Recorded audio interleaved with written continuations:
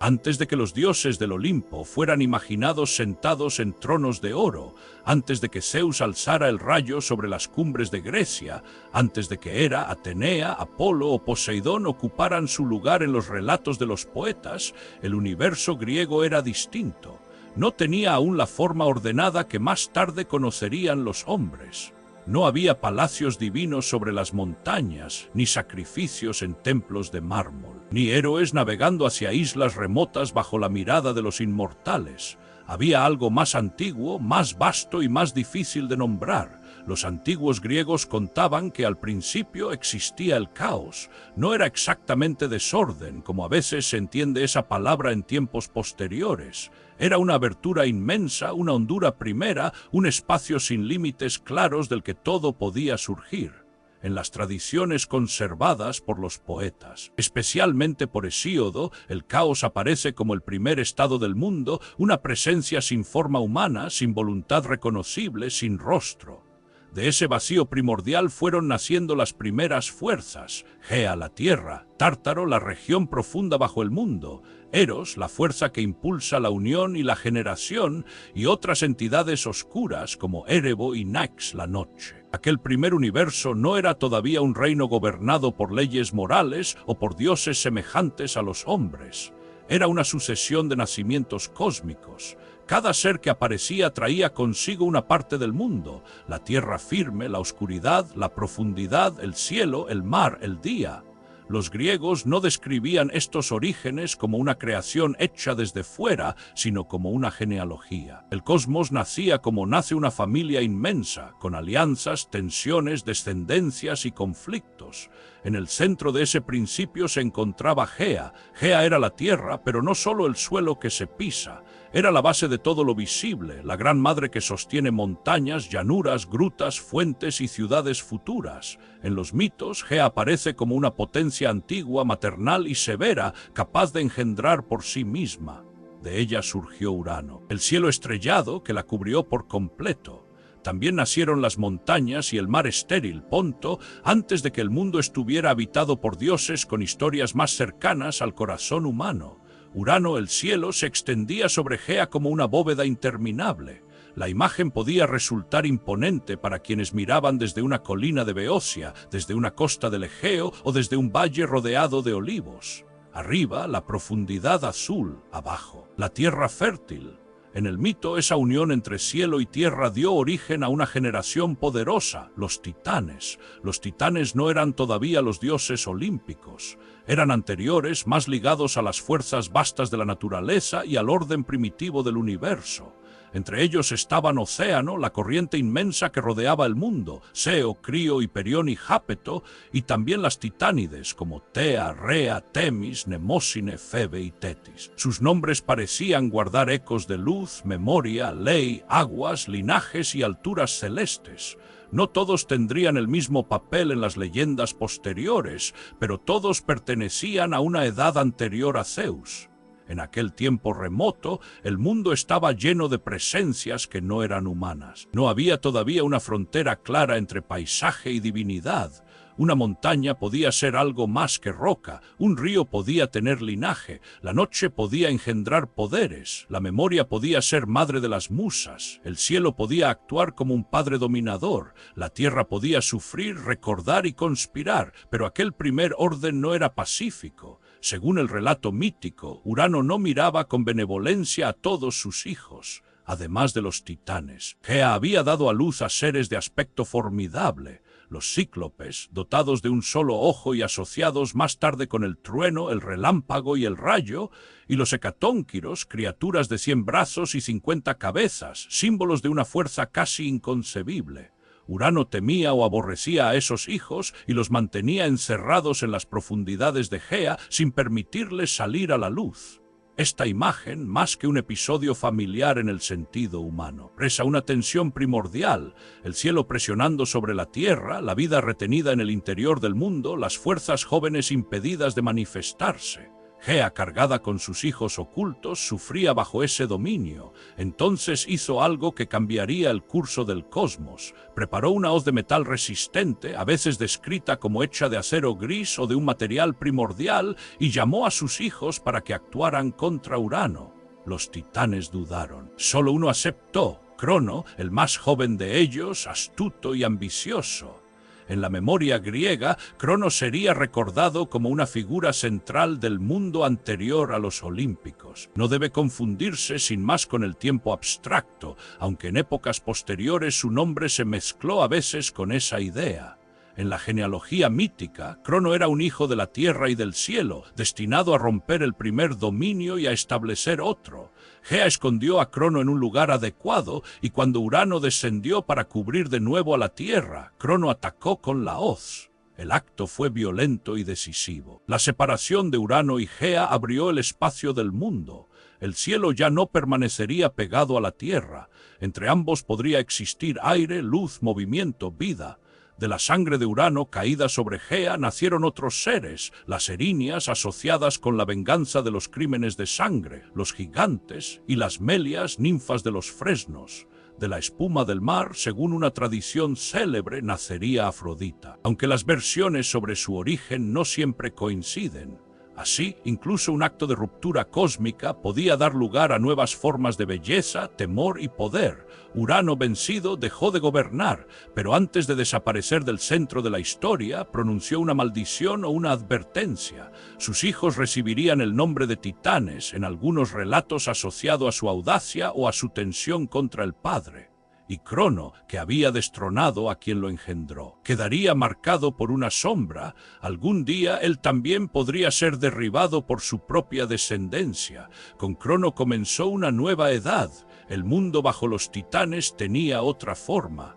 Crono tomó como esposa a Rea, su hermana, una de las grandes titánides. A su alrededor permanecían las demás fuerzas de aquella generación: Océano y Tetis vinculados a las aguas, Hiperión y Tea relacionados con la luz y los astros, Seo y Febe, ancestros de linajes proféticos, Jápeto, padre de figuras importantes para la relación entre dioses y hombres.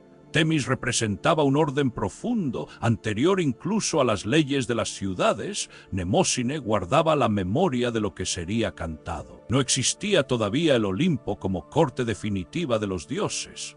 Las montañas, las corrientes y las regiones altas del mundo eran moradas posibles de poderes diversos. El cosmos estaba en proceso de ordenarse, pero su equilibrio se apoyaba en una herida original. Crono gobernaba porque había vencido a Urano y gobernaba sabiendo que la misma lógica podía volverse contra él. Los relatos sobre la edad de Crono varían. En algunas tradiciones posteriores fue imaginada como una edad dorada, un tiempo sin trabajo penoso ni decadencia, en el que la tierra ofrecía sus frutos y los seres vivían cerca de los dioses. En otras, el foco se desplaza hacia el miedo de Crono, hacia su deseo de conservar el poder a cualquier precio. Ambas imágenes no se excluyen por completo dentro de la compleja memoria mítica griega. Un reinado puede parecer remoto y próspero desde la nostalgia de los hombres, y al mismo tiempo estar atravesado por una amenaza secreta en el ámbito divino. Crono había escuchado la profecía: uno de sus hijos lo destronaría. Y así, cuando Rea comenzó a darle descendencia, el señor de los titanes tomó una decisión terrible. Cada vez que nacía un hijo, Crono lo devoraba. No los destruía de forma común, sino que los encerraba dentro de sí mismo, como si quisiera impedir que el futuro saliera al mundo. Primero Hestia, luego Deméter, Hera, Hades y Poseidón fueron tragados por su padre según la tradición más conocida. El orden de nacimiento puede variar en algunas versiones, pero el sentido del mito permanece claro. Crono intentaba detener la sucesión natural de las generaciones. La escena es una de las más inquietantes de la mitología griega. Rea, madre de dioses que aún no podían crecer, veía desaparecer a sus hijos en cuanto llegaban a la vida. Crono, vencedor de su propio padre, se convertía ahora en guardián rígido de un orden que ya estaba condenado por su propio temor. El cosmos parecía haber avanzado desde el encierro impuesto por Urano hacia otro encierro, más íntimo y más oscuro. Antes, los hijos estaban ocultos en la profundidad de la tierra, ahora estaban atrapados en el vientre del rey. Rea no podía enfrentarlos sola mediante la fuerza. Crono era un titán soberano y alrededor de él se extendía una generación antigua, pero Rea era hija de Gea. Y Gea, que ya había intervenido una vez para cambiar el mundo, no había perdido su capacidad de actuar desde las raíces mismas de la existencia. Cuando Rea estuvo a punto de dar a luz a otro hijo, buscó ayuda. Las versiones antiguas sitúan el nacimiento de Zeus en Creta, una isla de montañas abruptas, cuevas profundas y costas rodeadas por el mar Egeo. Allí, lejos de la mirada de Crono, Rea ocultaría al niño. En lugar del recién nacido, entregaría a su esposo una piedra envuelta en pañales. Crono, dominado por su ansiedad y confiado en su costumbre, la tragaría sin advertir el engaño. Pero antes de que esa escena ocurriera, el mundo permanecía suspendido entre dos edades. A un lado estaba el poder titánico, inmenso, arcaico, nacido de la unión del cielo y la tierra. A otro lado, todavía invisible, se preparaba una generación nueva. No era simplemente una familia de dioses más jóvenes.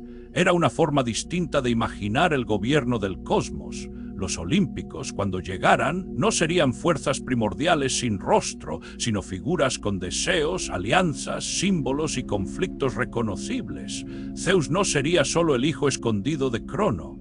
Sería el centro de una transformación que llevaría el rayo desde la oscuridad de una cueva hasta la cima del mundo. Para comprender esa futura batalla, es necesario detenerse en lo que estaba en juego.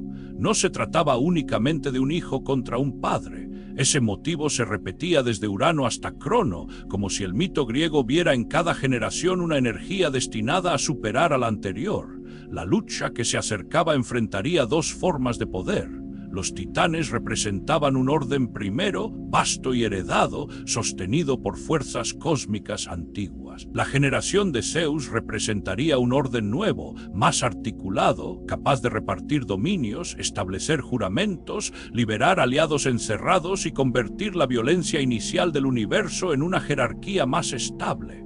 Sin embargo, nada de eso estaba asegurado. Zeus aún no había crecido. Sus hermanos permanecían ocultos dentro de Crono. Los cíclopes y los hecatónquiros seguían encerrados en regiones profundas, apartados de la luz. Gea observaba el curso de los acontecimientos con la paciencia de una potencia que había visto nacer al cielo. Rea llevaba en sí el dolor de los hijos perdidos y la esperanza del que podía salvarse. Crono seguía gobernando, pero su dominio descansaba sobre una piedra no tragada todavía, sobre un engaño que pronto abriría una grieta en su reinado. En las montañas de Creta, según la tradición, se preparaba el refugio del niño. Las cuevas de la isla, húmedas y resonantes, parecían lugares apropiados para ocultar un nacimiento divino. Allí, entre roca, leche de cabra, ninfas protectoras y sonidos destinados a cubrir el llanto del recién nacido, empezaría a formarse la posibilidad de una rebelión. Pero la historia todavía no ha llegado a ese punto, por ahora. El universo permanece en su antigua arquitectura. Arriba, Urano ya separado de Gea, convertido en el cielo distante. Abajo, la tierra fértil, madre de linajes y consejera de conspiraciones. En las profundidades, el Tártaro, región temida incluso por los inmortales, donde ciertas fuerzas esperan sin participar aún en la superficie del mundo. En torno a todo, Océano, la corriente que rodea la tierra conocida en la imaginación griega. Y en el centro de esa estructura, Crono, rey de los titanes, dueño de un trono obtenido por violencia y protegido por el miedo. Los poetas antiguos no ofrecieron un relato único y cerrado como lo haría una crónica histórica. La mitología griega fue una red de cantos, genealogías, versiones locales y reinterpretaciones. Pero en esa red se conserva una pregunta poderosa y serena. ¿Cómo pudo un dios oculto, recién nacido bajo amenaza, llegar a desafiar a las fuerzas primordiales que dominaban antes que él? Esa pregunta guía el comienzo de la gran batalla divina, porque antes del trueno hubo un encierro, antes del Olimpo hubo una herida entre el cielo y la tierra. Antes de que Zeus repartiera el mundo con sus hermanos, hubo una madre que escondió a su hijo, un padre que temía al porvenir y una generación antigua que no imaginaba aún el alcance de la tormenta que se estaba formando lejos de su mirada. El linaje de los dioses olímpicos no comenzó con tronos luminosos ni con templos de mármol levantados por manos humanas. Comenzó mucho antes, en una edad en la que el mundo todavía estaba tomando forma dentro del lenguaje del mito. Los antiguos griegos imaginaron ese principio como una sucesión de fuerzas primordiales, más vastas que cualquier figura humana, más cercanas a la tierra, al cielo, a la noche y al abismo que a los dioses de rostro reconocible que vendrían después. En aquellos relatos, transmitidos durante generaciones y recogidos más tarde por poetas como Hesíodo, primero apareció el caos, una abertura inmensa, una separación inicial donde todo podía comenzar. Después surgieron Gea, la tierra de ancho pecho, Tártaro, la profundidad oscura bajo el mundo, Eros, la fuerza de atracción que une y engendra, y otras presencias antiguas, nacidas antes de que existieran ciudades, héroes o reyes. No eran todavía dioses en el sentido familiar de los mitos posteriores. Eran el propio tejido de la existencia. Gea, la tierra, fue una de las grandes madres de esa primera edad. De ella nacieron montañas, mares y el cielo estrellado. Urano, el cielo, apareció como su compañero y también como una bóveda que la cubría por completo. La imagen era sencilla y enorme a la vez, la tierra extendida en silencio, el cielo inclinado sobre ella y entre ambos el comienzo de una descendencia formidable. De la unión de Gea y Urano nacieron los titanes, una generación de seres inmensos asociados a poderes cósmicos, al tiempo, a la memoria, al océano, a la luz y a las leyes más antiguas del mundo.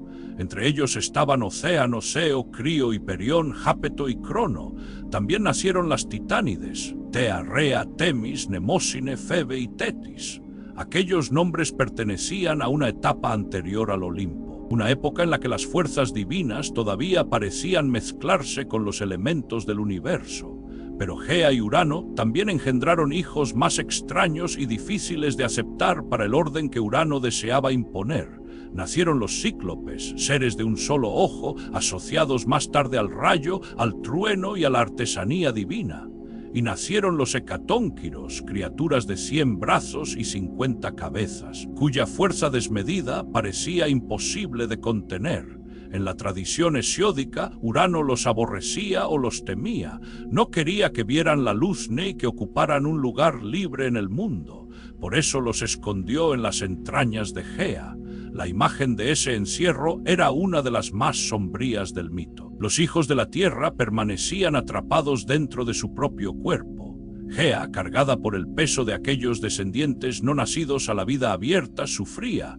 El dolor no era solo físico, sino cósmico. El mundo no podía ordenarse mientras una parte de su propia descendencia permaneciera hundida y reprimida. La tierra, en los relatos antiguos, no era pasiva. Podía esperar, podía soportar, pero también podía tramar. Entonces Gea decidió enfrentarse a Urano. Llamó a sus hijos titanes y les mostró el sufrimiento que el cielo les había impuesto. Les pidió ayuda contra su padre. La mayoría dudó, quizá por miedo, quizá por respeto ante una autoridad que parecía cubrir todo lo existente. Solo Crono, el menor de los titanes, aceptó llevar a cabo la acción decisiva. En él se reunían la audacia, el resentimiento y una ambición que más tarde marcaría todo su reinado. Gea fabricó una hoz de metal gris, a veces descrita como hecha de pedernal o de una materia primordial. No era una herramienta corriente, sino el instrumento de una ruptura entre generaciones. Crono la tomó y se ocultó en el lugar preparado por su madre. Cuando Urano descendió de nuevo sobre Gea, confiado en su dominio, Crono salió de su escondite y lo atacó. El episodio era violento, pero su significado dentro del mito iba más allá de la escena concreta. La separación de Urano y Gea abría espacio entre el cielo y la tierra. El mundo dejaba de ser una opresión cerrada. Desde entonces podía existir un ámbito intermedio, un lugar para la luz, para los seres vivos, para el movimiento y para las futuras generaciones. El poder de Urano quedaba quebrado y los titanes, liberados de su autoridad, podían ocupar el centro del cosmos. Pero el final de Urano no fue un cierre sereno. Según la tradición, de la sangre que cayó sobre Gea nacieron nuevas fuerzas, las Erinias, asociadas a la venganza y a la memoria de los crímenes familiares, los gigantes, futuros adversarios de otros dioses, y las Melias, ninfas de los fresnos. De la espuma del mar, en otra rama del mito, surgiría Afrodita, vinculada desde su nacimiento a la belleza y al poder irresistible de la unión. Así, incluso la caída del cielo no produjo solo liberación, también dejó semillas de conflicto, antes de desaparecer del primer plano del relato. Urano pronunció una advertencia o maldición contra Crono. Le anunció que algún día él también sería vencido por uno de sus hijos. Las fuentes antiguas transmiten estas ideas de maneras distintas, pero el núcleo permanece claro. El hijo que destronó al padre viviría bajo la amenaza de sufrir el mismo destino. Desde ese instante, el nuevo señor del mundo quedó unido a una profecía. Crono tomó el poder entre los titanes. Su reinado fue recordado por algunas tradiciones como una edad remota, anterior a las fatigas humanas, una especie de tiempo dorado en el que la vida transcurría sin los trabajos y dolores de épocas posteriores. Pero el mito de la sucesión divina muestra otra cara de ese dominio. Crono no era solamente el soberano de una era abundante, también era un dios marcado por el miedo. Había llegado al poder mediante una rebelión contra su padre y sabía que la misma ley podía caer sobre él. Junto a Crono reinaba Rea, su hermana y esposa, una titánide vinculada a la maternidad, a la continuidad de la vida y al linaje que habría de cambiarlo todo. De su unión nacieron los dioses que más tarde serían conocidos como olímpicos. Pero antes de habitar el monte Olimpo, antes de recibir altares y relatos propios, aquellos hijos fueron recién nacidos indefensos ante el temor de su padre. El primero de ellos fue Hestia, diosa que después estaría asociada al hogar, al fuego central de la casa y al orden tranquilo de la vida doméstica. Rea la dio a luz, pero Crono no permitió que creciera. Recordando la advertencia de Urano, tomó a la niña y la devoró, en la lógica extraña del mito. Los hijos no morían del modo ordinario. Quedaban encerrados dentro del cuerpo del padre, vivos en algunas versiones, ocultos en una prisión imposible. Después nació Deméter, futura diosa de las cosechas, de los campos trabajados y del ciclo que une pérdida y retorno. Crono también la tragó. Luego nació Hera, que más tarde sería reina de los dioses, protectora del matrimonio y figura central de muchos conflictos divinos. También ella desapareció en el interior de Crono. Más tarde nació Hades, destinado a gobernar el reino subterráneo de los muertos. Pero en ese momento no tenía reino, ni casco de invisibilidad, ni trono bajo la tierra. Era solo otro hijo de Rea, y Crono lo devoró igual que a los anteriores. Finalmente nació Poseidón, el futuro señor del mar, de los terremotos y de los caballos. Algunas tradiciones locales ofrecían versiones alternativas sobre su salvación, pero en la narración más extendida también fue tragado por su padre. Rea veía desaparecer a cada hijo recién nacido. La maternidad se convirtió para ella en una espera dolorosa, repetida una y otra vez. No había batalla abierta todavía, no había ejércitos reunidos ni rayos lanzados contra el cielo.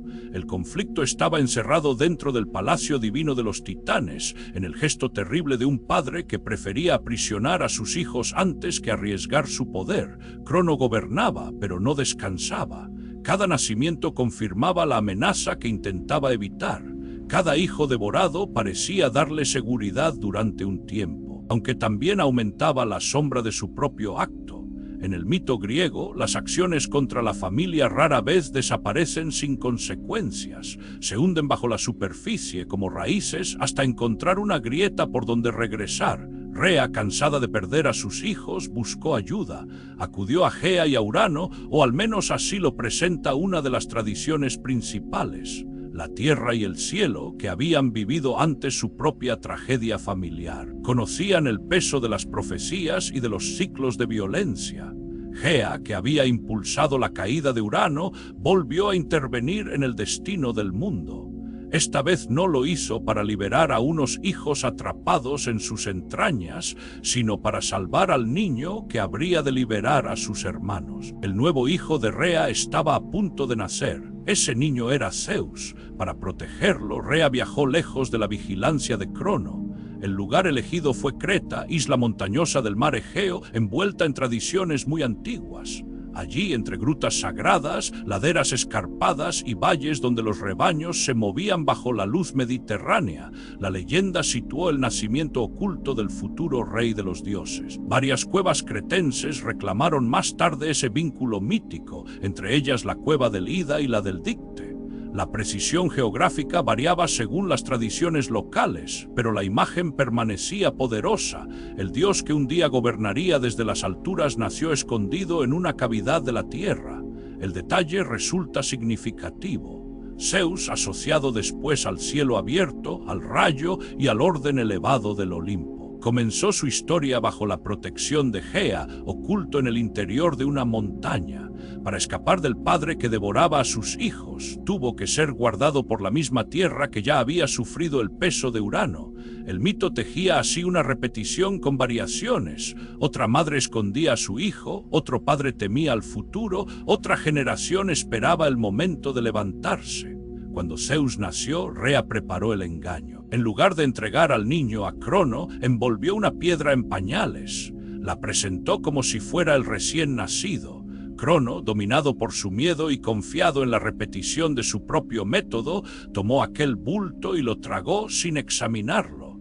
Creyó haber impedido una vez más el cumplimiento de la profecía. Creyó que ningún hijo quedaba fuera de su control, pero por primera vez se equivocaba. Mientras Crono seguía reinando entre los titanes, Zeus respiraba en Creta, lejos de su mirada. Las fuentes antiguas adornaron su infancia con figuras protectoras. Algunas versiones hablan de ninfas que lo cuidaron en la cueva, alimentándolo con leche de la cabra amaltea o con miel. Otras mencionan a los curetes, jóvenes guerreros que danzaban y golpeaban sus escudos para cubrir el llanto del niño y evitar que Crono lo escuchara. Estos detalles pertenecen al tejido legendario que rodeaba los santuarios y tradiciones de la isla, pero todos apuntan a una misma idea. El futuro se salvó gracias a una red de ocultamiento, cuidado y resistencia. El niño escondido no era todavía el soberano del Olimpo. No blandía el rayo, no había repartido el mundo con sus hermanos, no había enfrentado a los titanes en una guerra cósmica. Su poder existía solo como posibilidad, dependía de que nadie revelara su presencia, de que la piedra tragada por Crono mantuviera el engaño, de que Rea soportara la distancia y de que el tiempo hiciera crecer al hijo que el padre creía haber destruido. Creta, en este tramo del mito, se convierte en un refugio entre dos edades. A un lado queda el reinado de Crono, firme en apariencia, sostenido por la fuerza y el miedo. Al otro lado comienza una historia todavía pequeña, casi invisible, un recién nacido alimentado en secreto, protegido por montañas, cuevas y guardianes. No hay aún victoria, solo una brecha en el dominio del titán. Ese primer gesto de resistencia cambió la dirección del relato, porque Crono había podido devorar a sus hijos mientras cada nacimiento ocurría bajo su vigilancia. Había convertido la profecía en una rutina de prevención, pero al tragar la piedra aceptó sin saberlo una mentira que abría el camino hacia su caída. Dentro de él permanecían los hermanos de Zeus. Fuera de él crecía el único hijo libre. Entre ambos espacios, el interior del padre y la isla escondida, se formaba lentamente la futura rebelión. La historia de los orígenes de Zeus no es solo la historia de un nacimiento salvado, es también la historia de un ciclo familiar que se repite y se transforma. Urano encerró a sus hijos y fue vencido por Crono. Crono devoró a los suyos y quedó condenado a temer al hijo que no pudo atrapar. Gea, que había dado el instrumento de la primera rebelión, protegía ahora la posibilidad de una segunda. Rea, más que una madre doliente, se convirtió en la guardiana silenciosa del cambio. Los antiguos griegos no contaban estos episodios como simples aventuras. En ellos explicaban por qué el mundo divino no nació ordenado desde el principio. Antes del equilibrio olímpico hubo violencia entre generaciones, temor al reemplazo, alianzas secretas y poderes primordiales que actuaban desde la raíz misma de la tierra. Cada dios futuro llevaba en su origen una marca de encierro, pérdida o separación. Hestia, Deméter, Hera, Hades y Poseidón estaban ocultos en el cuerpo de Crono, privados de su lugar en el cosmos. Zeus el menor estaba oculto en Creta, privado aún de su nombre público y de su autoridad. Todos eran hijos de una profecía, aunque ninguno la comprendiera todavía. El relato avanzaba hacia un momento inevitable, el instante en que lo encerrado tendría que salir y lo escondido tendría que revelarse. Por ahora, Crono seguía sentado en el centro del poder, rodeado por la grandeza severa de los titanes. Podía mirar el mundo y creer que nada escapaba a su dominio. La piedra descansaba en su interior como una falsa seguridad. Rea guardaba su pena y su esperanza. Gea esperaba, paciente como espera la tierra cuando una semilla aún no ha roto la superficie. En la isla de Creta el niño crecía, y con cada día que pasaba, la profecía dejaba de ser una amenaza lejana para convertirse en una presencia viva. El trueno todavía no había hablado. Los cielos todavía no pertenecían a Zeus. Pero en una gruta protegida entre montañas antiguas y relatos que cambiarían de forma con los siglos, comenzaba a prepararse la caída del último gran soberano de los titanes. Zeus creció lejos de la mirada de Crono, en un lugar donde el poder de los titanes parecía atenuarse entre la piedra, el musgo y las pendientes altas de Creta. Las versiones antiguas no coinciden en todos los detalles de aquella infancia escondida, pero muchas conservan una misma idea. El hijo salvado por Rea no fue criado como un príncipe visible, sino como una presencia secreta, protegido por la tierra, por ninfas, por espíritus de montaña y por el propio deseo de Gea de ver cumplida la profecía. En algunos relatos, la cueva donde permaneció oculto estaba en el monte Ida, en otros, en el monte Dicte.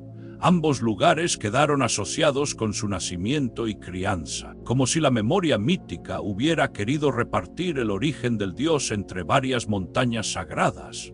Allí, el niño que Crono creyó devorar fue alimentado sin los símbolos de la realeza, sin tronos, sin corte y sin ceremonias.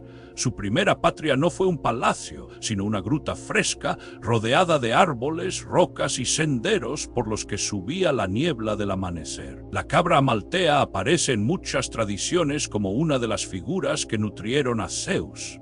A veces es descrita como una cabra maravillosa, otras como una ninfa dueña de una cabra divina.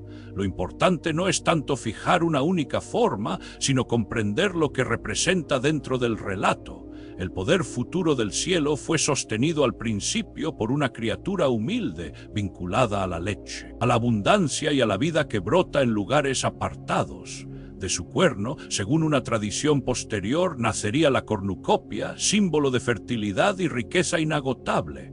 Mientras Zeus crecía, los curetes, guardianes armados de la montaña, protegían su secreto. Cuando el niño lloraba, golpeaban sus escudos y danzaban con lanzas para cubrir el sonido. Esta escena, transmitida con variaciones por la tradición griega, muestra una imagen muy distinta de la guerra que vendría después. Antes de la batalla abierta entre dioses, hubo una defensa pequeña y rítmica, casi ritual. El estruendo no era todavía el choque de ejércitos, sino el ruido calculado de los guardianes que impedían que Crono oyera aquello que más temía, la voz viva de su hijo. A lo lejos, el mundo continuaba bajo el dominio del último gran soberano titán. Crono gobernaba después de haber vencido a Urano, y su reinado, aunque en algunas tradiciones fue recordado como una edad remota de abundancia, estaba marcado en el mito central por un miedo profundo. Había conseguido impedir el crecimiento de sus hijos encerrándolos dentro de sí mismo, pero no había logrado destruir la amenaza. La profecía seguía respirando fuera de su alcance. Zeus, mientras tanto, dejó de ser un niño. Los mitos no se detienen demasiado en su juventud porque no buscan describir una biografía cotidiana, sino el paso de una fuerza latente hacia una acción decisiva. Pero se puede imaginar ese crecimiento mítico como una lenta acumulación de señales. El joven dios aprendió la aspereza de la montaña, la paciencia de los animales, el lenguaje de los riscos y el curso de las tormentas sobre el mar cretense. Su poder no surgió de un día para otro como una simple explosión. En la lógica del mito, fue tomando forma mientras él comprendía que su vida no le pertenecía solo a él. Cuando alcanzó la madurez, la cueva ya no podía ser su mundo entero. El escondite que lo había salvado comenzaba a convertirse en un límite. Zeus había sobrevivido para algo más que para permanecer oculto. Su nacimiento había abierto una grieta en el orden de Crono, pero esa grieta solo se haría visible cuando el hijo regresara hacia el centro del conflicto. Y ese regreso no podía ser impulsivo. Crono no era un enemigo cualquiera. Era el dueño del cielo heredado de Urano, el titán que había vencido a su propio padre, el gobernante que había encerrado a sus descendientes en su cuerpo para evitar ser vencido por ellos. En este punto aparece una figura importante en varias versiones del relato, Metis. Su nombre puede traducirse de manera aproximada como prudencia, astucia o inteligencia práctica. No representa la fuerza bruta, sino la capacidad de ver el momento adecuado, de elegir el medio preciso, de abrir una puerta donde la violencia directa solo encontraría un muro. Según algunas tradiciones, Metis ayudó a Zeus a preparar la liberación de sus hermanos. Su presencia recuerda que el comienzo de la rebelión olímpica no fue únicamente una cuestión de poder, sino también de estrategia. El joven Zeus no podía enfrentarse solo a Crono esperando vencer de inmediato. Antes necesitaba recuperar aquello que le había sido arrebatado desde antes de tener memoria, sus hermanos. Hestia, Deméter, Hera, Hades y Poseidón no estaban muertos, porque Crono no los había destruido en sentido absoluto. Permanecían encerrados en él, retenidos en una forma imposible de infancia suspendida, privados de crecer y ocupar su lugar en el mundo. La crueldad del titán no consistía solamente en devorar, sino en impedir que el futuro tuviera espacio. La tarea de Zeus era, por tanto, doble. Debía sobrevivir al encuentro con su padre y al mismo tiempo devolver al mundo a la generación que Crono había ocultado dentro de su propio cuerpo. En algunas versiones, Metis le entregó una pócima. En otras, fue Gea quien le aconsejó el medio para obligar a Crono a vomitar lo que había tragado. La tradición varía, pero el núcleo del episodio se mantiene. Zeus no libera a sus hermanos mediante una batalla inmediata, sino mediante un acto de astucia que invierte el gesto del titán. El camino hacia Crono debió sentirse, dentro de la narración mítica, como el primer verdadero viaje del dios. No era un viaje largo solo por la distancia entre Creta y el centro del poder titánico.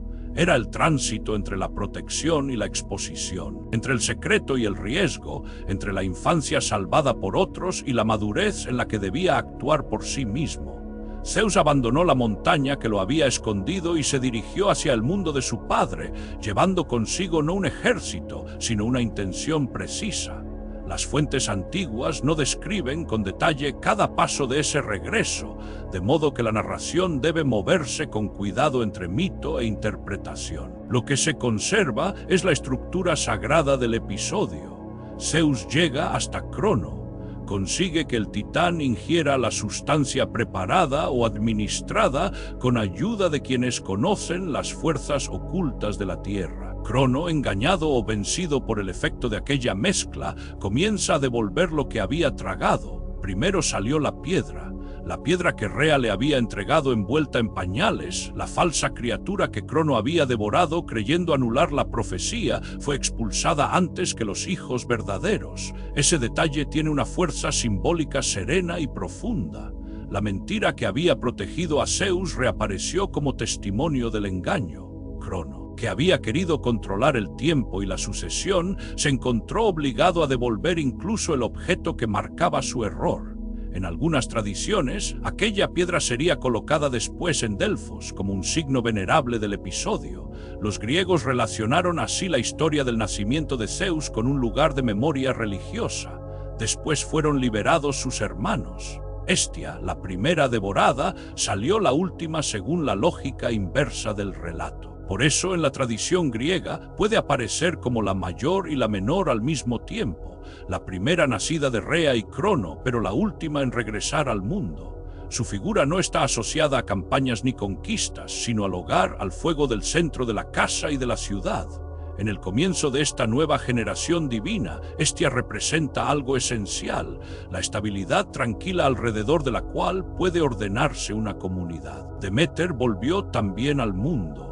Su destino quedaría unido a la tierra cultivada, a los campos de cereal, a los ciclos de pérdida y retorno, y más tarde a una de las historias más conmovedoras de la mitología griega, la de su hija Perséfone. Pero en este momento inicial, Deméter aparece como parte de la generación recuperada. Su presencia anuncia que el nuevo orden no será únicamente celeste o guerrero. También tendrá raíces en la fertilidad, en el alimento, en la relación entre los dioses y las estaciones que sostienen la vida humana. Hera emergió como una fuerza destinada a ocupar un lugar central en el panteón olímpico. En relatos posteriores sería esposa de Zeus y reina de los dioses, asociada al matrimonio, a la soberanía y a la dignidad divina. Pero antes de todo eso, Hera fue una de las hijas retenidas por Crono, una figura devuelta al mundo por la acción de su hermano. Su liberación no la convierte en una presencia pasiva. Al contrario, anticipa la complejidad de su papel futuro. Una diosa de autoridad intensa, capaz de sostener el orden y también de expresar las tensiones internas de la familia olímpica. Luego estaban los dos hermanos varones que, junto con Zeus, terminarían repartiendo las grandes regiones del cosmos. Poseidón, asociado después con el mar, los terremotos y los caballos, aparece desde su regreso como una potencia difícil de contener. Su reino futuro no sería una tierra quieta, sino un dominio móvil, profundo, lleno de oleaje y sacudidas. En él se percibe una energía distinta de la de Zeus, menos vinculada al cielo abierto y más relacionada con las fuerzas que se agitan bajo las superficies.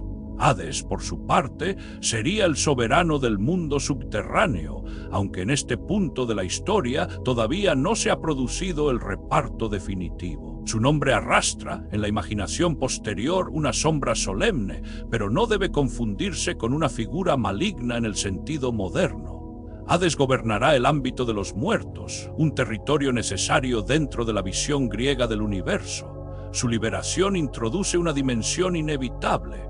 El nuevo orden olímpico no podrá estar completo sin reconocer también aquello que yace bajo la tierra y más allá de la vida visible. La aparición conjunta de los hermanos cambia todo el equilibrio de la narración. Zeus ya no es solo el hijo escondido. Ahora forma parte de una generación entera que ha vuelto al mundo después de un encierro imposible. Crono había intentado impedir precisamente esto, que sus hijos existieran juntos, que pudieran reconocerse, que unieran sus fuerzas y reclamaran un lugar en la estructura del cosmos. Al vomitarlos, no solo perdió prisioneros, perdió la ventaja que le había permitido retrasar la profecía. Este instante no es todavía la gran guerra, pero la hace inevitable. Hasta entonces, Crono había vivido bajo la amenaza de un hijo desconocido. A partir de ahora debía enfrentarse a una familia divina completa. La liberación de los hermanos no resuelve el conflicto, lo transforma. Lo que era un secreto de cueva y de montaña se convierte en un desafío abierto al poder titánico. Los hijos de Crono no salieron a un mundo vacío. Frente a ellos seguía existiendo la vieja generación.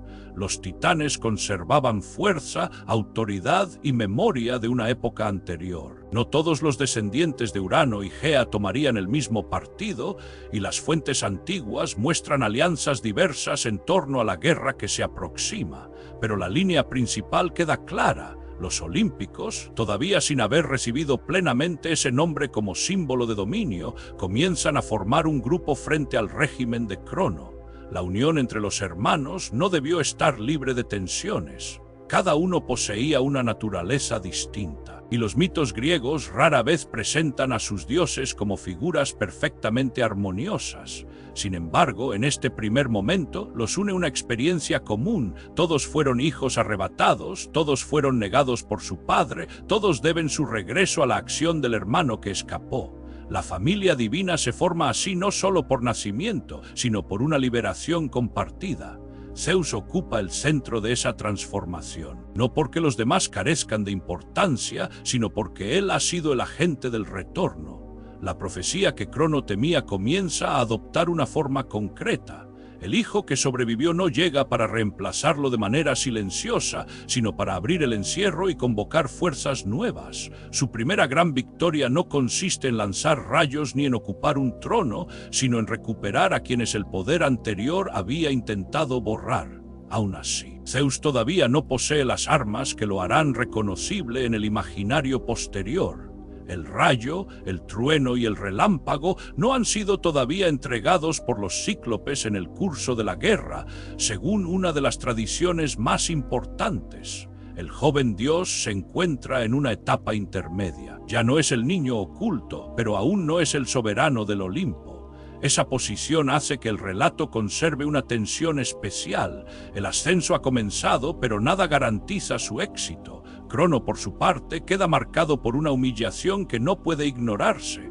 La devolución de sus hijos revela que sus precauciones han fallado. Su miedo, que lo llevó a cometer un acto terrible, no lo salvó de la amenaza, la alimentó. En la lógica de muchos mitos antiguos, intentar escapar de una profecía mediante la violencia suele acercar su cumplimiento.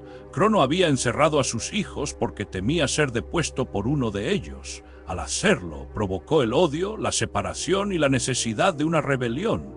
La escena después de la liberación puede imaginarse con una quietud cargada de cambio.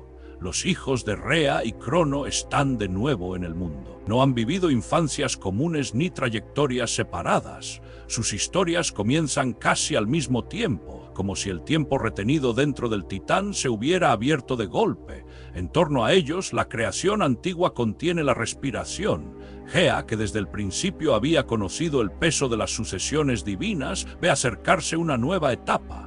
Rea, que había salvado al último de sus hijos, contempla el fruto de su engaño protector. Pero la liberación trae también una pregunta más difícil. Una vez devueltos al mundo, ¿qué harán los hijos de Crono con su existencia recuperada? No basta con haber salido del cuerpo del Titán. Deben encontrar aliados, armas, refugios y una causa común. Deben decidir si aceptan un lugar subordinado bajo el dominio de su padre o si se preparan para enfrentarlo. El mito no deja dudas sobre el camino que se abrirá, pero lo importante es percibir su gravedad. Rebelarse contra Crono es rebelarse contra el orden vigente del cosmos. El conflicto que comienza no es una disputa doméstica entre parientes divinos, es una guerra por la forma misma del universo. En el mundo mítico griego, cada generación de dioses no solo ocupa un trono, sino que define una manera de organizar la realidad. Urano había representado una autoridad celeste opresiva, pegada a la tierra hasta impedir la vida de sus hijos. Crono había roto esa opresión, pero después se convirtió en un padre dominado por el temor, capaz de encerrar a su propia descendencia. Los olímpicos, si vencen, deberán demostrar que pueden establecer un equilibrio diferente. Ese equilibrio todavía no existe. En este momento solo hay una promesa. Zeus ha dejado atrás la cueva, ha regresado al ámbito del peligro y ha liberado a sus hermanos. La nueva generación se reconoce por primera vez como una fuerza posible. Cada dios recuperado trae consigo una región futura del mundo: el hogar, la cosecha, la soberanía familiar, el mar, el subsuelo y el cielo. Pero esas regiones aún no han sido repartidas. Permanecen como semillas de un orden que deberá conquistarse. La historia avanza entonces hacia una escala mayor. Ya no se trata de esconder a un niño, ni de engañar a un padre por una noche, ni de guardar un secreto entre montañas. Se aproxima la época de las alianzas y de las decisiones irreversibles. Los olímpicos necesitarán algo más que su nacimiento para vencer. Tendrán que buscar a aquellos que también fueron apartados por las generaciones anteriores. Tendrán que descender hacia los encierros profundos donde esperan criaturas de fuerza inmensa. Tendrán que convertir una familia liberada en un bando capaz de sostener una guerra. Así comienza el viaje verdadero de Zeus, no con una marcha solitaria hacia la gloria, sino con el regreso al vínculo roto. El niño salvado en Creta se convierte en el hermano que abre la prisión. El fugitivo se transforma en convocador, y la piedra vomitada por Crono queda como señal de que incluso el engaño más pequeño, cuando nace de la necesidad y de la inteligencia, puede inclinar la historia de los dioses. A partir de ese momento, el mundo anterior ya no puede recomponerse. Crono sigue siendo poderoso, los titanes siguen ocupando su lugar y la victoria olímpica está lejos de estar asegurada, pero algo esencial ha cambiado. La profecía ya no vive escondida en una cueva. Ha tomado forma en 6 hermanos que miran hacia el porvenir desde el umbral de una guerra sagrada. la montaña que protegió a Zeus queda atrás, envuelta en la memoria del mito. Delante se extienden territorios más vastos, fuerzas más antiguas y decisiones que obligarán al joven dios a descender antes de poder elevarse. Porque para conquistar el cielo, Zeus tendrá que buscar primero en las profundidades de la tierra a los aliados que Crono había olvidado o que había preferido mantener lejos de la luz. Cuando Zeus dejó atrás la seguridad de Creta y comenzó a reunir fuerzas contra Crono, la historia dejó de pertenecer a una gruta escondida, a una infancia protegida o a una profecía susurrada entre diosas antiguas. Desde ese momento, el conflicto empezó a extenderse por la anchura del mundo. Ya no se trataba solo de un hijo que había sobrevivido al miedo de su padre. Se trataba de dos formas de poder enfrentadas, dos generaciones divinas separadas por una herida que venía de lejos. Crono no era un rey cualquiera dentro del relato mítico. Era el soberano de los titanes, el hijo que había derribado a Urano con ayuda de Gea, el dueño de una edad anterior al dominio olímpico. Su autoridad no se apoyaba en ciudades, leyes escritas o ejércitos humanos, porque aún estamos en un tiempo mítico anterior a la historia documentada. Su poder pertenecía al tejido mismo del cosmos. Bajo su gobierno, las fuerzas primordiales conservaban una gravedad antigua, pesada, casi mineral. Los titanes no eran simplemente adversarios gigantescos. En la tradición griega representaban una generación más cercana al origen, a la inmensidad de la tierra, al curso del cielo, a las luces celestes, a los ríos, al orden anterior a los dioses más conocidos por los griegos posteriores. Frente a ellos estaban los olímpicos, todavía jóvenes en comparación. Zeus, Hera, Poseidón, Hades, Deméter y Hestia habían sido liberados del interior de Crono, según el mito, y con esa liberación había comenzado una nueva posibilidad, pero una posibilidad no es todavía una victoria. Los hermanos recién devueltos al mundo no podían reclamar el universo con solo existir. Necesitaban refugio, alianzas, armas, conocimiento y una causa capaz de atraer a quienes no estaban satisfechos con el mandato de Crono. El primer gran escenario de esta división fue el monte Otris. En las narraciones antiguas, Otris aparece como la morada o fortaleza de los titanes durante la Gran Guerra Divina. Situado en la región de Tesalia, en el centro de Grecia, se alzaba como un punto de poder asociado a la generación antigua. Para imaginarlo dentro del mito, no conviene verlo como un castillo construido por manos humanas, sino como una montaña convertida en trono, un lugar donde la piedra misma parecía guardar memoria de la primera rebelión contra el cielo.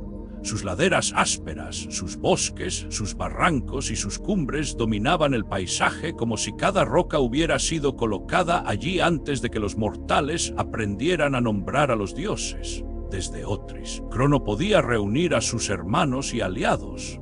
Allí estaban los titanes que permanecían fieles al viejo orden, aunque las fuentes antiguas no siempre presentan una lista idéntica de participantes ni explican con detalle el papel de cada uno en la guerra.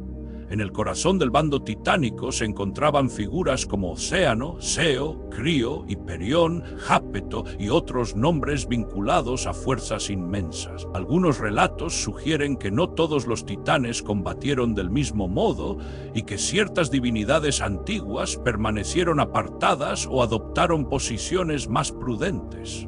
Esta variedad es importante porque la mitología griega no se conservó como una única versión cerrada, sino como una red de poemas, tradiciones locales e interpretaciones posteriores. Aún así, para la gran imagen narrativa, el monte Otris concentraba el peso de la primera generación.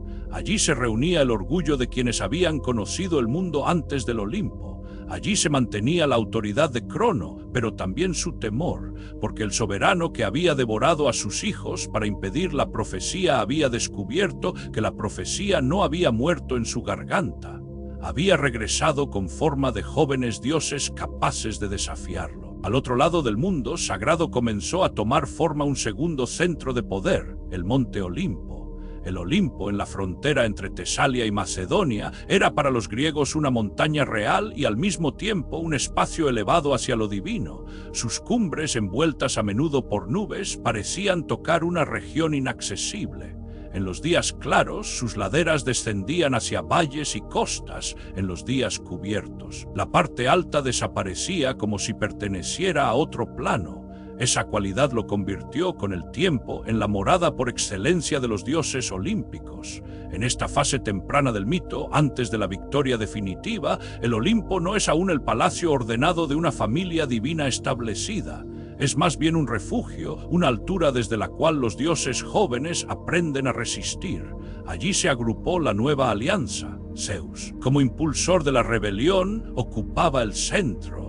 No necesariamente como rey absoluto desde el principio, sino como figura que encarnaba la promesa de cambio. Poseidón, liberado junto a sus hermanos, estaba destinado a tener una relación profunda con el mar, los terremotos y las fuerzas que sacuden la tierra desde abajo. Hades, reservado y sombrío en la imaginación posterior, todavía no había recibido el inframundo como su reino, pero ya formaba parte de esa tríada masculina que acabaría repartiendo las grandes regiones del cosmos. Hera, Deméter y Hestia completaban el núcleo de una generación que aún debía definir su lugar. Cada uno de ellos era algo más que un personaje. Representaban dominios futuros, funciones sagradas que el mundo griego reconocería en el hogar, la fertilidad, el matrimonio, la tierra cultivada, las aguas profundas, el cielo y el reino de los muertos. Pero en aquel momento todavía no había reparto definitivo, no había equilibrio, no había paz en la cima de las montañas, solo preparación. La guerra entre titanes y olímpicos, conocida por la tradición como la titanomaquia, no debe imaginarse como una batalla breve. En la versión más conocida, transmitida por Hesíodo en la Teogonía, el conflicto duró 10 años. La cifra tiene un valor narrativo y simbólico, como ocurre a menudo en los poemas antiguos. 10 años evocan una lucha prolongada, una resistencia agotadora, una confrontación en la que ningún bando consigue imponerse de inmediato. No se trata de un choque aislado al amanecer, sino de una guerra cósmica sostenida, con avances, retrocesos, alianzas inciertas y una tensión que alcanza todos los rincones de la creación. Durante esos años míticos, el mundo quedó dividido. Desde Otris, los titanes defendían el dominio de Crono. Su fuerza era antigua, establecida, difícil de quebrar. Tenían la autoridad de haber gobernado antes, y esa autoridad, incluso dentro del mito, posee un peso que no se desvanece rápidamente. Las cosas que han durado mucho parecen inevitables para quienes viven bajo ellas. Crono había temido a sus hijos, pero también había mandado durante una era completa. Muchos seres del cosmos podían preguntarse si era prudente seguir a unos dioses jóvenes contra una potencia tan arraigada desde el Olimpo. Los hijos de Crono ofrecían otra posibilidad, no necesariamente una promesa de bondad perfecta, porque los dioses griegos nunca fueron representados como seres sin contradicciones. Más bien ofrecían un nuevo orden, un universo en el que el poder no permanecería encerrado en el miedo del padre devorador. Zeus, en particular, comenzaba a perfilarse como el dios que no solo desafiaría a Crono, sino que reorganizaría el cosmos después de vencerlo. Sin embargo, antes de crear un orden, debía sobrevivir al caos de la guerra. Las montañas se convirtieron así en símbolos opuestos. Otris miraba desde la edad de los titanes, con su majestad severa. El Olimpo respondía desde una altura todavía insegura, pero creciente. Entre ambas elevaciones se extendía la tierra, donde resonaban fuerzas demasiado grandes para ser humanas. Los ríos, los bosques, las costas y los valles se integraban en la geografía sagrada de la lucha. Cada región parecía colocada entre dos respiraciones del mundo, la que venía del origen y la que aspiraba a fundar el futuro. Los dioses jóvenes entendieron pronto que su linaje no bastaba. Haber nacido de Crono y Rea les daba legitimidad dentro del conflicto, pero no garantizaba la victoria. Necesitaban apoyos entre divinidades más antiguas, seres marginales y fuerzas que Crono había apartado o despreciado. La guerra no podía ganarse solo con valentía, debía ganarse con memoria, y la memoria del cosmos guardaba nombres encerrados bajo tierra. Gea, la tierra, seguía siendo una presencia fundamental. En las capas profundas del mito, ella no es únicamente una madre remota. Es la matriz de muchos conflictos. Ayudó a Crono contra Urano cuando el cielo oprimía a sus hijos. Después, según diversas tradiciones, favoreció también la caída de Crono cuando éste reprodujo el miedo y la violencia de la generación anterior. Gea no actúa como una figura sencilla. Su papel cambia, se inclina, advierte, impulsa. En ella se cruzan la fertilidad y la cólera, la paciencia y la venganza. Para Zeus, comprender la voluntad de la tierra era esencial, porque ninguna autoridad celeste podía consolidarse ignorando a la potencia que sostenía todo. Entre los posibles aliados había figuras que pertenecían a la misma familia divina, pero que no compartían la posición de Crono. Algunos descendientes de los titanes tendrían un papel decisivo. Prometeo, hijo de Jápeto según la tradición más conocida, aparece en ciertos relatos del lado de Zeus, no de los titanes rebeldes. Su inteligencia, su capacidad de prever y su relación posterior con los seres humanos lo convierten en un personaje singular. No todos los poderes antiguos se alineaban ciegamente con Crono. Algunos comprendían que el viejo soberano había cerrado el porvenir con sus propios actos.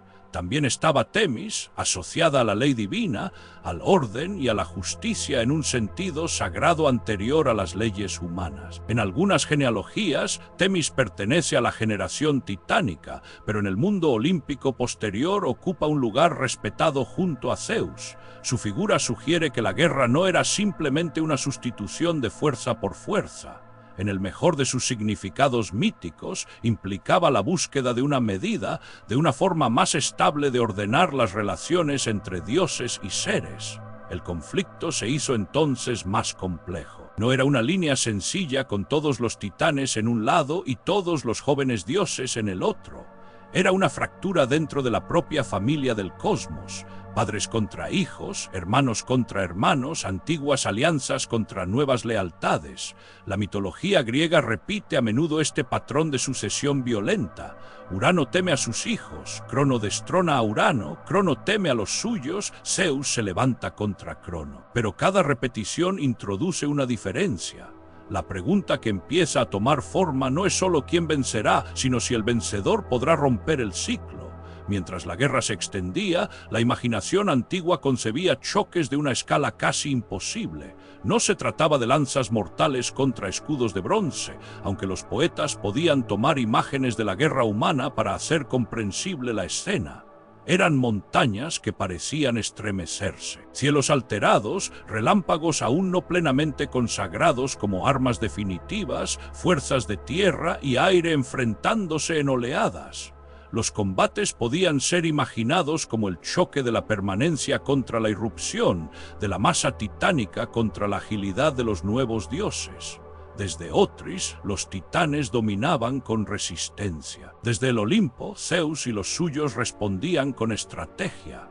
La guerra se movía entre alturas, pero sus consecuencias descendían hacia todo lo existente. No había un territorio neutral en sentido absoluto, porque el orden del universo dependía del resultado. Si Crono vencía, la profecía quedaría aplastada y el encierro volvería a imponerse como principio de gobierno. Si Zeus sobrevivía y vencía, un nuevo reparto de poderes se haría posible. El mar, el cielo y las profundidades todavía esperaban a sus futuros señores. Las fuentes no describen cada año de la titanomaquia con detalle. Esa ausencia deja espacio para una narración pausada, pero también obliga a distinguir entre lo transmitido y lo imaginado. Sabemos por la tradición poética que hubo una guerra larga entre las generaciones divinas, que el bando de Zeus necesitó aliados decisivos y que la liberación de ciertos seres encerrados fue clave para inclinar el resultado. Los episodios concretos intermedios no siempre aparecen desarrollados. Por eso, al contemplar esta fase del conflicto, conviene imaginar más una presión creciente que una serie exacta de batallas documentadas. Los dioses jóvenes debieron aprender durante esa guerra. Hera, que más tarde sería reina entre los olímpicos. No aparece aquí todavía con el perfil de los relatos posteriores sobre matrimonios, celos o disputas del Olimpo consolidado. En este momento pertenece a una generación amenazada, una diosa que ha pasado del encierro al enfrentamiento. Deméter, futura señora de los campos fértiles y del ciclo de la pérdida y el regreso, se encuentra dentro de una lucha anterior a las cosechas ordenadas por los humanos. Está vinculada al fuego del hogar y a la estabilidad doméstica. Nace narrativamente en medio de una inestabilidad primordial. Sus dominios futuros contrastan con el caos que precede a su establecimiento. Poseidón y Hades también aguardaban una definición. En la imaginación posterior, cada uno gobernará un ámbito inmenso, el mar inquieto y el mundo subterráneo. Pero durante la guerra contra los titanes, todavía forman parte de una alianza sin reparto final. Su identidad se construye en la resistencia común. No combaten por reinos ya poseídos, sino por la posibilidad de que esos reinos existan bajo un nuevo orden. Zeus, por su parte, empieza a dejar de ser solo el niño oculto y el libertador de sus hermanos. La guerra lo obliga a convertirse en estratega. Su fuerza no se mide únicamente por su capacidad de enfrentarse a Crono, sino por su habilidad para comprender a quién debe buscar, qué promesas debe ofrecer y qué agravios antiguos puede transformar en apoyo. Un líder mítico no vence solo porque sea fuerte, vence porque logra que fuerzas dispersas se reconozcan en una causa común. En ese proceso, el recuerdo de los seres encarcelados se vuelve cada vez más importante. Crono, como antes Urano, había mantenido apartadas a criaturas que podían amenazar el equilibrio de su poder. Entre ellas se encontraban los cíclopes y los hecatónquiros, hijos de Gea y Urano según la tradición hesiódica. Los cíclopes eran seres de un solo ojo, asociados en este contexto a habilidades extraordinarias y más adelante a la forja de armas divinas. Los hecatónquiros, llamados también los de 100 manos, representaban una fuerza descomunal, casi inconcebible, con 50 cabezas y 100 brazos cada uno según el poema. Sus nombres Briareo, Coto y Giges pertenecen a una zona del mito donde la imagen supera cualquier medida humana. Estos seres habían sufrido el encierro en las profundidades. Su prisión no era solo un castigo físico, era una forma de negar su existencia dentro del orden de Crono. Allí donde una fuerza no podía ser integrada, era arrojada lejos de la luz, pero lo que se reprime en los mitos rara vez desaparece. Permanece bajo tierra, acumulando sentido hasta que alguien desciende a buscarlo. La guerra entonces empezó a inclinarse hacia una pregunta esencial. ¿Podrían los olímpicos vencer a los titanes con sus propias fuerzas o necesitarían liberar aquello que el viejo orden había enterrado? Esta pregunta no era menor. Buscar a los encarcelados significaba tocar las zonas más peligrosas del mundo. Significaba reconocer que la victoria no vendría solo desde las alturas del Olimpo, sino también desde lo profundo, desde los lugares donde la memoria de la injusticia se había vuelto fuerza dormida. Así, mientras Otris seguía siendo el bastión de Crono y el Olimpo se afirmaba como centro de la nueva alianza, el conflicto cambió de naturaleza. Ya no bastaba con resistir, había que transformar la guerra. Los dioses jóvenes debían abrir grietas en la estructura misma del poder titánico. Debían mirar hacia abajo, hacia los abismos donde yacían los aliados que podían alterar el curso de la titanomaquia. El cosmos entero parecía contener la respiración del mito. En una montaña, Crono sostenía su corona con la dureza de quien ha gobernado demasiado tiempo para imaginarse vencido. En la otra, Zeus escuchaba los consejos de la tierra, observaba a sus hermanos y calculaba el siguiente movimiento. Entre ambas cumbres, la guerra continuaba sin resolución definitiva. Ningún rayo había sellado aún el nuevo orden. Ningún reparto había dividido el cielo, el mar y las sombras. Ningún vencedor había escrito todavía la forma del mundo. Pero en las profundidades, lejos de Otris y lejos del Olimpo, aguardaban los seres que Crono había preferido olvidar, y hacia ellos tendría que dirigirse Zeus si quería que la lucha dejara de ser una resistencia interminable y se convirtiera, por fin, en el comienzo de la caída titánica. La guerra entre los hijos de Crono y los titanes había alcanzado un estado extraño, como si el mundo entero estuviera suspendido entre dos respiraciones. Durante largo tiempo, los olímpicos habían resistido desde sus alturas, fortalecidos por la astucia de Zeus, por la fuerza creciente de sus hermanos y por el apoyo silencioso de quienes veían en Crono un soberano agotado por el miedo. pero resistir no era vencer. Cada choque contra los titanes recordaba que el antiguo poder no se desmoronaría solo por la valentía de una generación nueva. Desde el monte Otris, Crono y sus aliados conservaban una autoridad nacida de eras anteriores. No eran simples enemigos, eran fuerzas ligadas a la primera arquitectura del cosmos, nombres que habían existido cuando la tierra, el cielo y las aguas aún buscaban su equilibrio. Su peso no procedía únicamente de la fuerza, sino de la antigüedad. Frente a ellos, Zeus y sus hermanos representaban una promesa aún incompleta, un orden que todavía no había demostrado que pudiera sostener el universo sin quebrarlo. Por eso Zeus comprendió que la guerra necesitaba algo más que empuje, necesitaba un gesto que ya no pudiera deshacerse. Una decisión capaz de separar definitivamente el pasado del porvenir. Las antiguas fuentes transmiten que ese momento llegó cuando el joven dios decidió descender hacia las regiones más profundas de la tierra, allí donde Crono había ocultado a seres formidables, no solo por temor a su fuerza, sino quizá también por temor a lo que podían hacer si alguien les ofrecía un lugar en el mundo. El camino hacia el Tártaro no pertenecía al mundo de los hombres ni al de los dioses luminosos. En la imaginación griega era una profundidad remota, más honda que el Hades, más alejada que cualquier caverna o abismo conocido. Hesíodo lo describe como una región envuelta en una distancia casi inconcebible, tan lejos bajo la tierra como el cielo está por encima de ella. No era simplemente una prisión, era un límite. Allí quedaban encerradas las potencias que el orden vigente no podía aceptar. Zeus descendió hacia ese lugar no como un conquistador que busca tesoros, sino como alguien que necesita comprender la estructura oculta de la guerra. Atravesar las profundidades significaba acercarse a lo que Crono había preferido mantener fuera de la mirada de todos. La rebelión, hasta entonces, había sido una disputa entre generaciones divinas, pero bajo la superficie reposaba una herida más antigua, abierta desde los tiempos de Urano, cuando los primeros hijos monstruosos de Gea fueron rechazados por su propio padre y después utilizados, temidos o encerrados por quienes heredaron el poder. Allí estaban los cíclopes, hijos de Gea y Urano, seres de un solo ojo, asociados en la tradición a una habilidad extraordinaria para forjar armas divinas. Sus nombres, según algunas versiones antiguas, eran Brontes, Estéropes y Arges, vinculados al trueno, al relámpago y al brillo ardiente.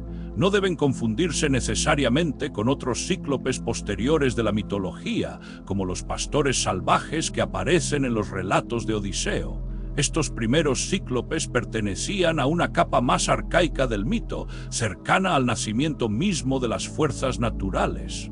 También estaban los hecatónquiros, los de 100 manos, seres inmensos y difíciles de imaginar sin que la mente recurra a imágenes simbólicas.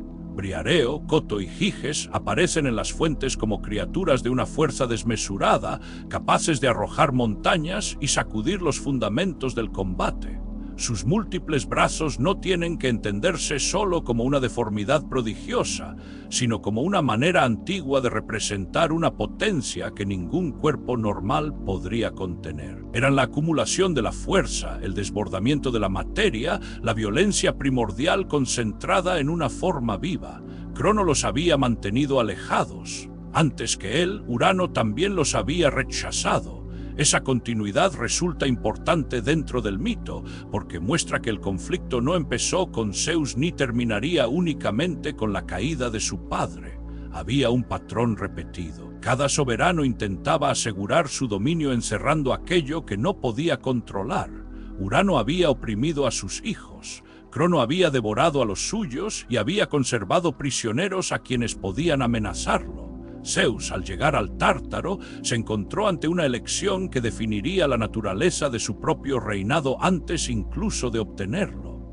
Podía repetir el miedo de sus antecesores o podía hacer algo distinto. La liberación de los cíclopes y los hecatónquiros fue el verdadero punto de no retorno.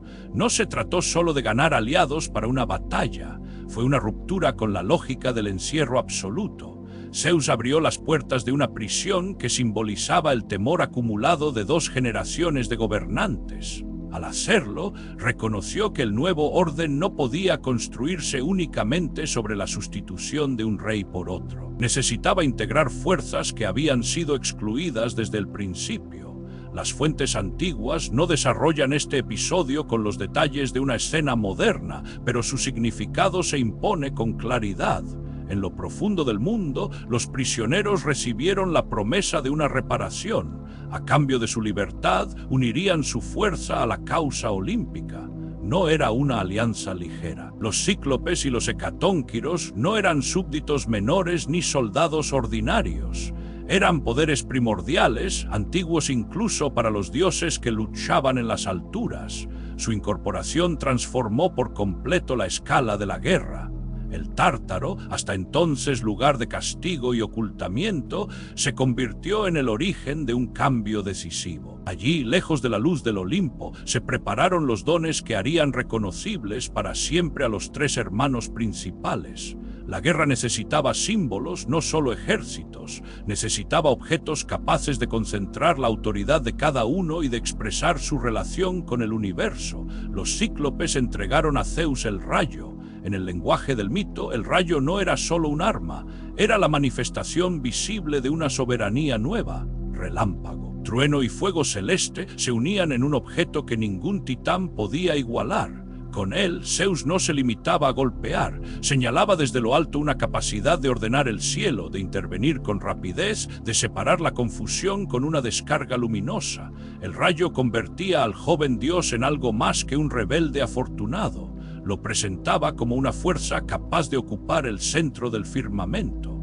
A Poseidón le fue entregado el tridente. Ese instrumento, asociado más tarde de manera inseparable con el dios del mar, contenía en su forma una autoridad distinta. No era el arma de la claridad vertical, como el rayo, sino de la profundidad móvil. Con el tridente, Poseidón podía agitar las aguas, romper la tierra, levantar tempestades y hacer temblar las costas. En una civilización como la griega, rodeada de mares imprevisibles, la imagen tenía un poder enorme. El tridente expresaba el dominio sobre aquello que nunca permanece quieto: las olas, los terremotos, las rutas inciertas, los abismos marinos. A Hades le correspondió el casco de invisibilidad. Este don resulta más silencioso que los otros, pero no menos importante. Mientras Zeus recibía la luz fulminante y Poseidón la fuerza de las aguas, Hades obtenía la capacidad de desaparecer de la mirada. En algunas tradiciones, este casco le permitía actuar sin ser visto, acercarse al enemigo y alterar el curso de la batalla desde un lugar invisible. Su naturaleza anticipaba el reino que más tarde le sería asignado, no un dominio de ostentación, sino una esfera apartada, inevitable, oculta bajo la superficie de la vida. El casco no rugía ni brillaba, pero representaba una forma de poder que los titanes no podían enfrentar fácilmente, porque no siempre se puede luchar contra lo que no se ve. Estos tres dones marcaron un antes y un después. Hasta ese momento, Zeus, Poseidón y Hades habían sido hermanos liberados, hijos de un padre temeroso, participantes de una revuelta necesaria. Después de recibir las armas de los cíclopes, comenzaron a adquirir perfiles cósmicos. Cada uno quedó asociado a una zona del mundo y a una manera distinta de ejercer fuerza. El cielo, el mar y lo oculto aún no habían sido repartidos formalmente, pero la narración ya preparaba esa división futura. La guerra cambió de respiración. Los olímpicos ya no luchaban solo con esperanza. Ahora tenían instrumentos nacidos de las profundidades, forjados por seres que conocían el dolor del encierro y la potencia de los elementos. La liberación había producido una alianza que Crono no había previsto, quizá porque su manera de gobernar consistía precisamente en no imaginar que los excluidos pudieran convertirse en el fundamento de un nuevo equilibrio. Los hecatónquiros, por su parte, ofrecieron una ayuda de otra naturaleza. Si los cíclopes dieron armas, ellos aportaron una fuerza masiva, casi geológica. Su presencia en el campo de batalla significaba que los titanes ya no se enfrentarían solo a dioses jóvenes, sino a un empuje que venía de las raíces mismas de la creación. La imagen transmitida por los mitos es impresionante. seres de 100 brazos arrojando enormes rocas, multiplicando los golpes, convirtiendo el combate en una tormenta de materia. No eran estrategas delicados ni mensajeros divinos. Eran el peso de la tierra liberado contra quienes habían intentado mantenerlo encadenado. Así, el conflicto dejó de ser una sucesión de ataques y defensas entre dos montañas sagradas. Se convirtió en una confrontación por la forma futura del universo. Si vencían los titanes, el orden de Crono continuaría, marcado por el miedo a la profecía, por el encierro de lo incómodo y por la repetición del viejo ciclo de violencia entre padres e hijos. Si vencían los olímpicos, surgiría una organización distinta, no exenta de conflictos ni de dureza, pero abierta a una distribución más amplia del poder divino. La decisión de Zeus tenía también un riesgo profundo. Liberar a fuerzas tan grandes no garantizaba obediencia eterna. Los seres encerrados durante eras no tenían motivos para confiar fácilmente en otro aspirante al mando. Zeus debía ofrecer algo más que palabras. Debía demostrar que su autoridad no sería idéntica a la de Crono. En esa diferencia se jugaba no solo la victoria militar, sino la legitimidad del mundo que vendría después. La alianza con los cíclopes y los hecatónquiros revela un rasgo central de muchos mitos antiguos. El poder verdadero no se obtiene únicamente venciendo al enemigo visible, sino relacionándose con aquello que se encuentra oculto, rechazado o enterrado. Zeus no asciende al cielo sin descender antes. No recibe el rayo en una cima dorada, sino después de abrir una prisión subterránea.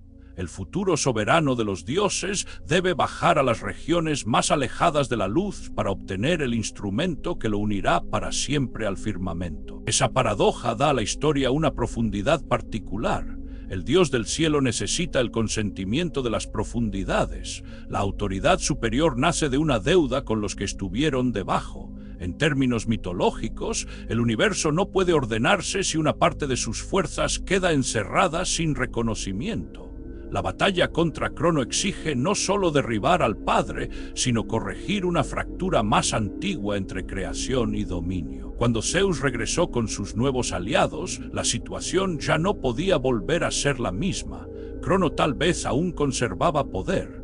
Los titanes aún mantenían su orgullo, su experiencia y su antigua posición, pero la guerra había cambiado de naturaleza. Ahora había rayo en manos de Zeus, tridente en manos de Poseidón, invisibilidad en manos de Hades y una fuerza de 100 manos preparada para golpear desde el lado olímpico. La imagen de ese regreso pertenece más al lenguaje de la epopeya que al de la historia. Puede imaginarse el ascenso desde la profundidad como una lenta irrupción de poderes olvidados en el escenario del mundo. No era una marcha de hombres, sino de entidades que arrastraban con ellas la memoria del encierro. Los cíclopes, vinculados al fuego celeste, traían los dones que habían forjado. Los hecatónquiros, enormes y terribles, emergían como si la propia tierra hubiera decidido participar en la guerra. A partir de entonces, cada movimiento tendría consecuencias mayores. Ya no bastaba con contener al enemigo. La balanza comenzaba a inclinarse. Los olímpicos habían conseguido aquello que les faltaba, no solo armas superiores, sino una causa más amplia. Podían presentarse como liberadores de fuerzas injustamente sometidas. Podían afirmar que Crono no era únicamente un padre cruel, sino un soberano incapaz de integrar el mundo que decía gobernar. Sin embargo, la victoria todavía no estaba asegurada. La presencia de nuevas armas no eliminaba de inmediato el poder de los titanes. Al contrario, volvía inevitable una confrontación final mucho más intensa. Crono comprendería que la rebelión había cruzado un umbral peligroso. Lo que antes podía verse como la insurgencia de unos hijos escapados se había convertido en una coalición de dioses jóvenes y potencias primordiales. El monte Otris ya no miraba hacia el Olimpo con la misma certeza. El rayo de Zeus aguardaba su primer golpe decisivo. El tridente de Poseidón prometía sacudir los límites de tierra y mar. El casco de Hades abría la posibilidad de maniobras invisibles en una guerra que hasta entonces había sido de fuerza abierta. Y los hecatónquiros, con su capacidad desmesurada, preparaban una lluvia de rocas que cambiaría el sonido mismo del combate. Este fue el instante en que la rebelión dejó de pertenecer solo a la familia de Crono. La lucha se volvió cósmica. En ella estaban implicadas la tierra que había sufrido, el cielo que había oprimido, las profundidades que habían guardado prisioneros y los dioses que buscaban un lugar propio. Cada arma entregada era una señal del mundo que nacería después. Cada aliado liberado añadía una pieza a la nueva organización del cosmos. Zeus había tomado una decisión irreversible. Al abrir el Tártaro, había abierto también el camino hacia una victoria que exigiría una violencia enorme y una responsabilidad aún mayor, porque quien libera fuerzas antiguas para derribar un orden debe estar preparado para ordenar lo que viene después. El joven dios ya no podía limitarse a vencer a Crono, tendría que demostrar que el universo, bajo los olímpicos, no volvería a cerrarse sobre sí mismo como una prisión. La guerra entraba así en su fase más profunda. En las alturas, los titanes aún sostenían sus posiciones. En los dominios olímpicos, la esperanza se transformaba en preparación, y entre ambos mundos, como una línea luminosa trazada sobre la memoria de la creación, el rayo recién forjado anunciaba que el combate final se acercaba. No como un simple choque entre vencedores y vencidos, sino como el momento en que el cosmos decidiría qué fuerzas quedarían encadenadas, cuáles serían reconocidas y bajo qué poder comenzaría la siguiente edad de los dioses.